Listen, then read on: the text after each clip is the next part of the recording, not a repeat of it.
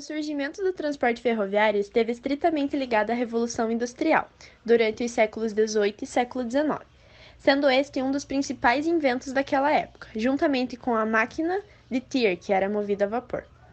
O meio de transporte se emergiu na Europa, mais precisamente na Inglaterra, durante o século XIX.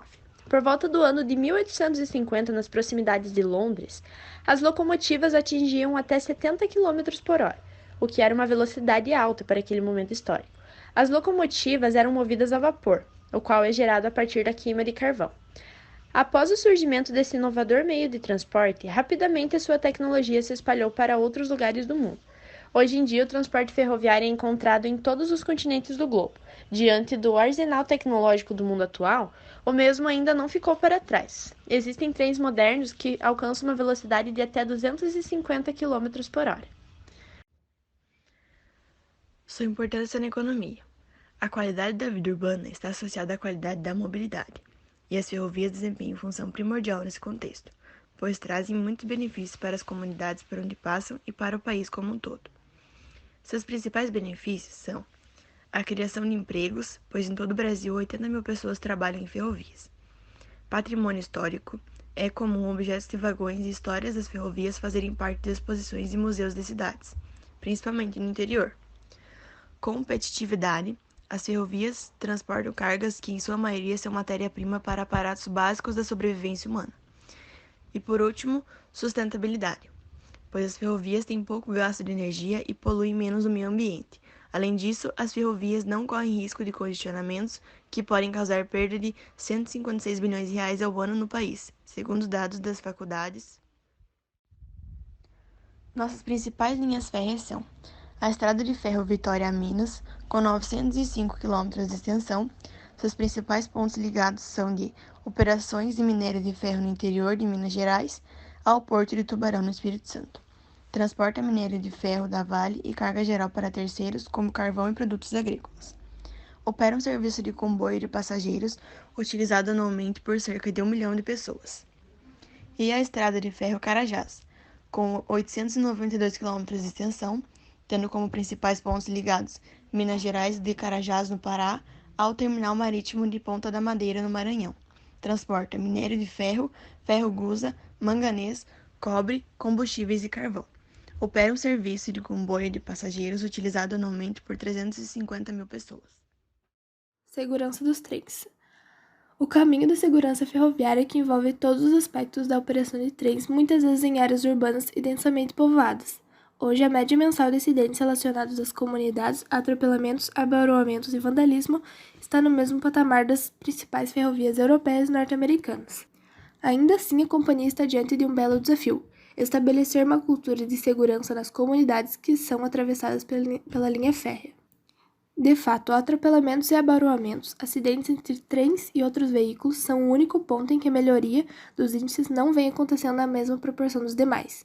Isso ocorre em parte porque hoje temos diversos fatores que pressionam pedestres e motoristas, como pressa, desatenção, fones de ouvido, celulares, som automotivo, por exemplo, ou uma avaliação dos riscos envolvidos. Além disso, o uso de álcool e drogas tem sido responsável por até 20% dos acidentes em algumas localidades. Para reverter esse quadro, a MRS atua em 3 grandes frentes: investimento em eliminação de interferências, ações junto às prefeituras e campanhas de conscientização. Em todos os acidentes envolvendo pedestres ou motoristas, sempre há um fator preponderante de imprudência, desatenção ou avaliação incorreta de riscos. Pare, olhe e escute. Vantagens e desvantagens. Os investimentos para a construção e implementação das linhas férreas são altos, porém, os transportes ferroviários causam baixo impacto ambiental e possuem um custo operacional e de manutenção baixos em relação à grande quantidade de carga que podem transportar. Outros fatores é que não há problemas de congestionamento e que é mais seguro, pois tem menor risco de acidentes. As desvantagens são menores, porém significativas. É o transporte inflexível, pois apresenta rotas fixas. Também é muito dependente de outros transportes, pois pode precisar de outros modais como auxílio para a entrega do produto ao destino final. E existe pouco investimento por parte do governo para crescimento da malha ferroviária. O Brasil é, entre os países de dimensões semelhantes, o que menos utiliza o sistema ferroviário para transporte de cargas. Dados da ANTF apontam que de cada 100 quilos de cargas transportadas no país, só 15 trafegam em linhas de trem. Outros 65 quilos são levados por rodovias e 20 por outros modais de transporte. O índice, no entanto, é muito inferior aos percentuais registrados em países como Rússia, Canadá, Austrália, Estados Unidos e China. Na Rússia, 81% das cargas são transportadas em linhas férreas, muito à frente do índice canadense de 46%. Na sequência aparecem as Austrália e Estados Unidos, ambos com 43%, e China, 37%. As rodovias só representam o maior meio de transporte no Brasil e na China, lá com 50% do total. Apesar disso, de acordo com a ANTF, dados de 2017 mostram que a produção ferroviária atingiu 375 bilhões de toneladas por quilômetro no Brasil, alta de 170% em relação ao índice de 20 anos atrás. Embora o índice brasileiro de transporte de cargas por ferrovia seja baixo, mais de 40% das commodities agrícolas chegam aos portos em trens. No caso de minérios, o índice chega a 95%.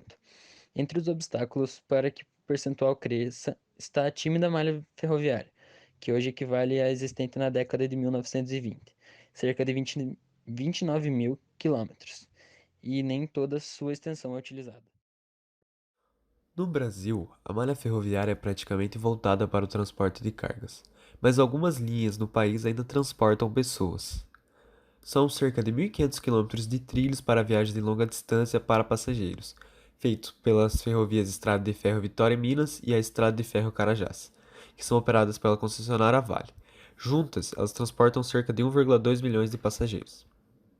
Além dos serviços regulares de transporte ferroviário de pessoas, outras linhas de trem ofertam também passeios turísticos e culturais, mantendo viva a história das ferrovias.